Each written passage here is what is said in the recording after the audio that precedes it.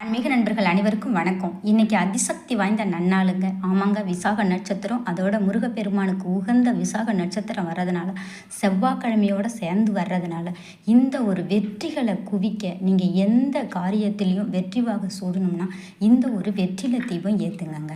ஆமாங்க, ஃபஸ்ட்டு வெத்தலையை கழுவி அதுக்கு சந்தனம் குங்குமம் எல்லாம் வைங்கங்க.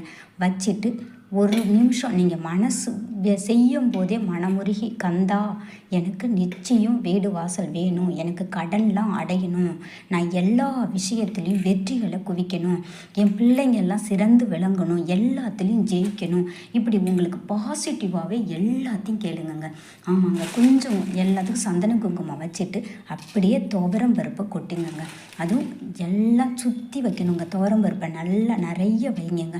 நீங்கள் எந்த அளவுக்கு உங்கள் வேண்டுதல் பழிக்கணும்னு நினைக்கிறீங்களோ அந்த அளவுக்கு அந்த துவரம் பருப்பை வச்சு அது கிட்ட அப்படியே ஒரே ஒரு தீபம், நெய் தீபம் ஏற்றுனா போதுங்க. நெய் தீபத்துக்கு அவ்வளோ சக்தி அதிகம். முருகப்பெருமான் உடனடியாக மனம் இறங்கி நமக்கு வீடு வாசல் எல்லாம் கொடுப்பாரு. அதே மாதிரி நீங்கள் நினச்சி பார்க்காத அளவுக்கு உங்கள் தங்கம் பவுன் எல்லாம் சேருங்க. ஆமாங்க, நீங்கள் கடன் எவ்வளவு கடன் பட்டிருந்தாலும் இந்த துவரம் உங்களுக்கு எவ்வளவு கடன் இருந்தாலும் அந்த கடன் அடையணும் அப்படின்னு சொல்லி உங்ககிட்ட எவ்வளவு காசு இருக்கோ அந்த காசை அந்த துவரம் பருப்பு மேலே போட்டுருங்க. அது ₹1 நாணயம் போட்டால் கூட போதுங்க.